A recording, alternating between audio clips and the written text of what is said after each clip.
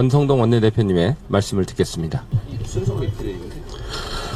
헌법 제11조 1항 모든 국민은 법 앞에 평등하다. 그렇습니다. 모든 국민은 법 앞에 평등해야 합니다. 대통령이라고 할지라도 법 앞에 예가 있을 수가 없습니다. 어떠한 권력자라도 잘못을 저질렀으면 그에 상응하는 처벌을 받아야 합니다. 그런데 법의 심판이 이재명 단 한 사람에게 피해가는 나라가 되었습니다.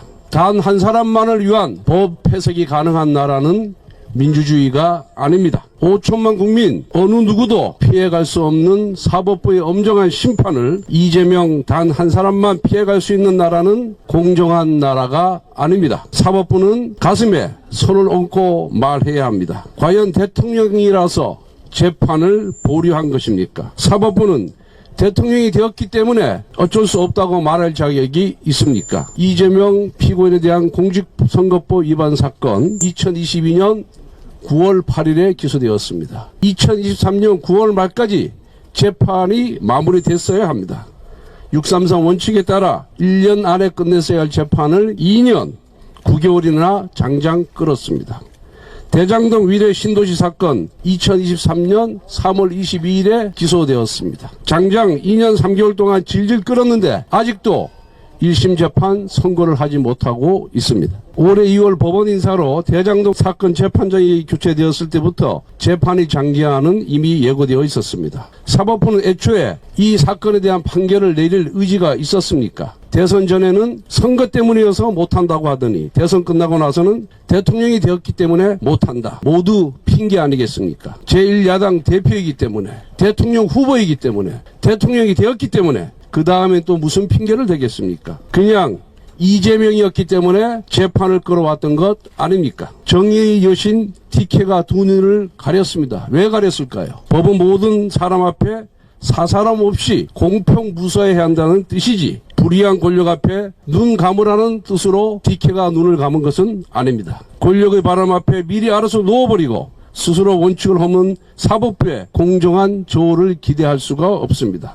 민주당은 명심하길 바랍니다. 우리도 여당을 해봤습니다. 지금은 축제 기간일 것입니다. 판사들마저 그 권력 앞에 미리 알아서 놓아버렸는데 무엇이 겁나겠습니까? 무엇이 두렵겠습니까? 그런데 그때가 위기의 시작입니다. 지금 권력으로 뭐든지 할 수 있다는 자신감이 넘칠 때 국민의 저항이 시작됩니다. 대통령의 권위는 대통령의 지위나 다수당의 권력에서 나오는 것이 아닙니다. 국민의 인정과 신뢰에서 나오는 것입니다. 지금 법원이 알아서 눕든 민주당이 재판중지법을 통과시키든 국민들은 이 모든 민주주의 파괴 과정을 지켜보고 계십니다. 이재명 대통령은 태생부터 법적 리스크를 안고 있고 법적 정통성을 만회하기 위해 사법부를 압박하고 있고 민주주의를 무너뜨리는 것을 보고 계십니다. 앞에서 모든 사건이 검찰이 조작이라고 주장하면서 뒤에서 모든 재판을 지연시키기 위해서 온갖 꼼수를 쓰는 모습도 국민들은 지켜보고 계십니다. 국민들은 이재명 대통령의 비겁하고 거짓된 민낯을 보고 계십니다. 당장 본인의 임기를 위협하는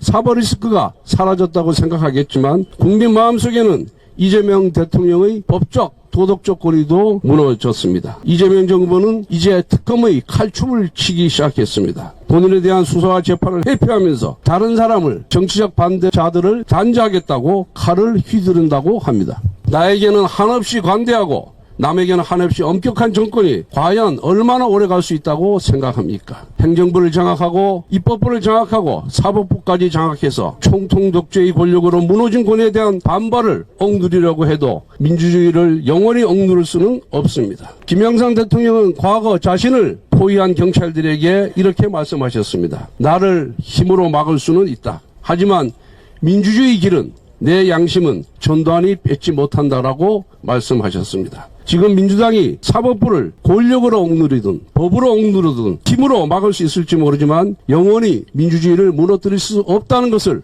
엄중하게 경고합니다. 국민의힘은 모든 사람이 법 앞에 평등한 나라를 되살리기 위해 끝까지 싸우겠습니다. 이재명 정부 임기가 끝나는 그 순간까지 이재명 단 한 사람만을 위한 재판 지연이 이루어지는 나라가 되지 않도록 모든 법적 조치를 강구하면서 범국민 농성, 릴레이 농성, 범국민 서명운동 등을 계속해서 진행하도록 하겠습니다. 이어서 비상대책위원장님의 말씀 듣겠습니다.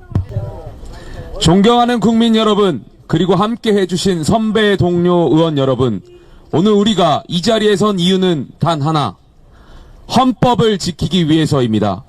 대한민국의 법치와 자유민주주의가 절대 권력에 의해 무너지고 있습니다. 새 정부가 출범한 지 겨우 일주일이 지났을 뿐입니다.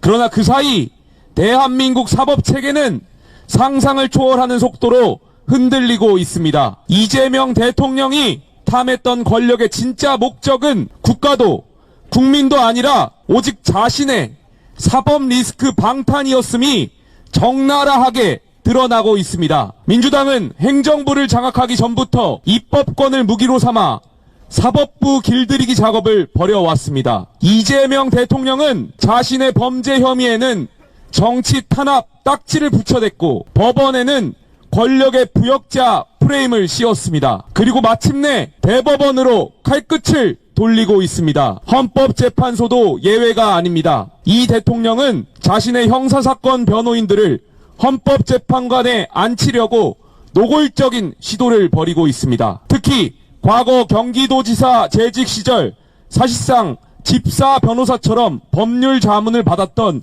이승엽 변호사를 넣으려고 합니다. 그야말로 기시감이 듭니다. 지난 총선 때 당시 이재명 대표는 어떻게 했습니까? 비명행사, 친명횡재라는 말이 공공연히 났었고 자신의 변호인으로 활동했던 이들에게 공천장을 줬습니다. 이렇게 국회에 입성한 호위무사들은 당대표 사법리스크 방탄을 위해 전위부대 역할을 해오고 있습니다. 이제 헌법재판소에 자신의 측근을 심어 대통령을 겨냥한 그 어떤 법적 화살도 닿을 수 없도록 방탄 구조를 완성하겠다는 것입니다. 대통령의 제1책무는 헌법 수호입니다. 하지만 입법과 행정을 모두 장악한 지금의 제왕적 대통령은 사법 파괴를 서슴지 않고 있습니다. 법치의 최후보루인 사법부가 권력 앞에 몸을 낮추는 이유도 바로 이 때문 아니겠습니까? 그 어떤 사람도 법 위에 설 수는 없습니다.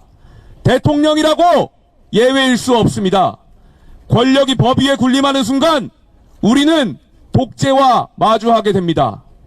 우리는 절대 권력의 사법 파괴 행위에 끝까지 맞서 싸울 것입니다. 사법부의 독립을 반드시 지켜내겠습니다. 법원에도 호소합니다. 그 어떤 압박과 위협에도 굴하지 말고 지금껏 대한민국이 법치국가로서 기능해온 원리와 원칙에 따라서 공직선거법 파기환송심과 대장동 재판을 계속 진행해 주십시오. 만약 지금 법원이 지레 겁을 먹고 스스로 무릎을 꿇는다면 민주주의의 퇴행은 현실이 되는 것입니다. 오늘 우리가 서 있는 이 자리가 바로 헌법을 지키기 위한 최후의 보루입니다. 국민의힘은 자유시민과 함께 법치 파괴를 저지할 것입니다. 국민 여러분, 힘을 모아주십시오. 사법 파괴를 막고 민주주의를 지켜주십시오. 국민의힘은 끝까지 싸우겠습니다. 그리고 민주당에게도 호소합니다. 저희가 여당일 때는 법 앞에 성역이 없다, 상식적인 목소리를 냈던 여당 의원들이 있었습니다. 민주당의 합리적이고 상식적인 의원들도 지금 이재명 정부와 법원의 잘못에 대해서 목소리를 높일 것을 촉구합니다. 감사합니다. 주호영 우리 부의장님 말씀 주신답니다.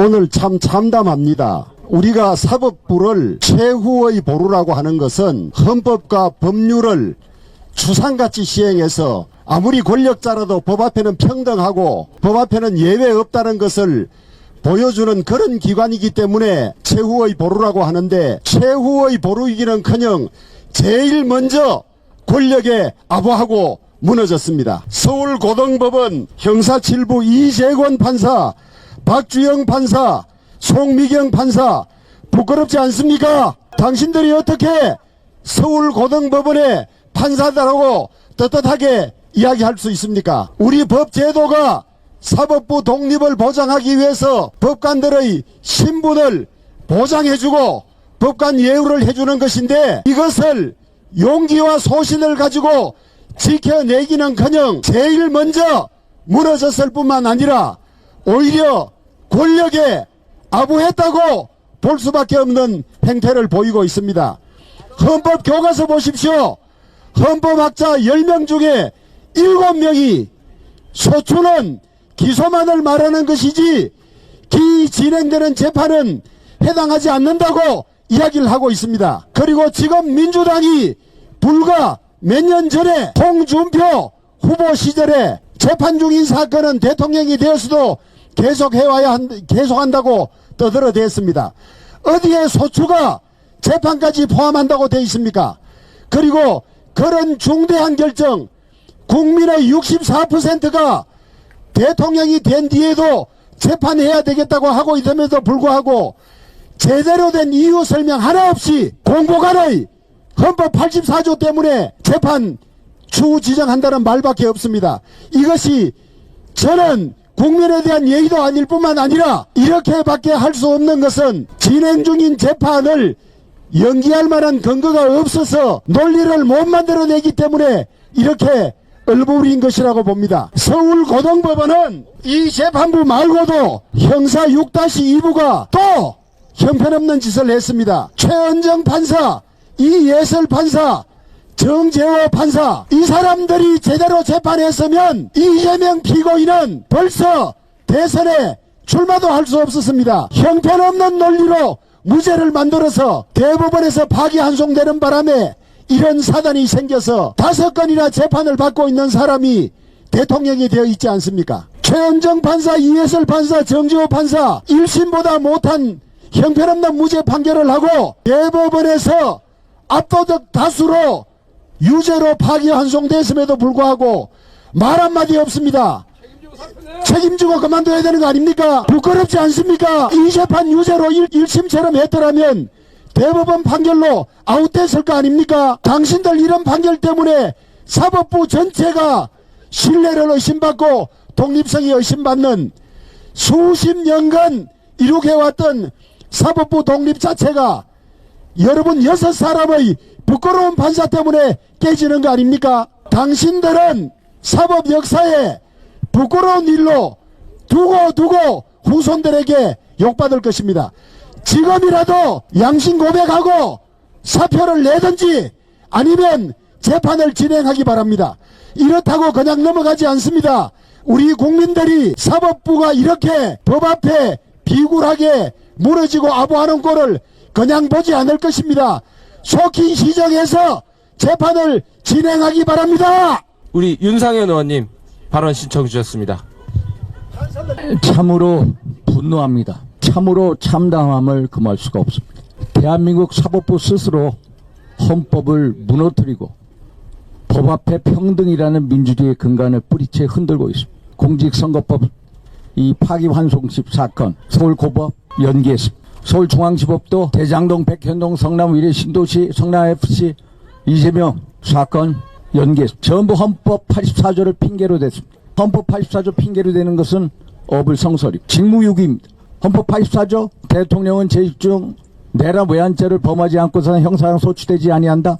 재판은 분명히 포함되지 않습니다.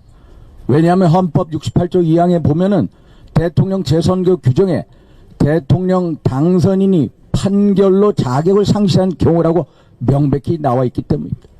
헌법 84조와 헌법 68조 2항을 동시에 해석하면은 당연히 재판은 속개되어야 합니다.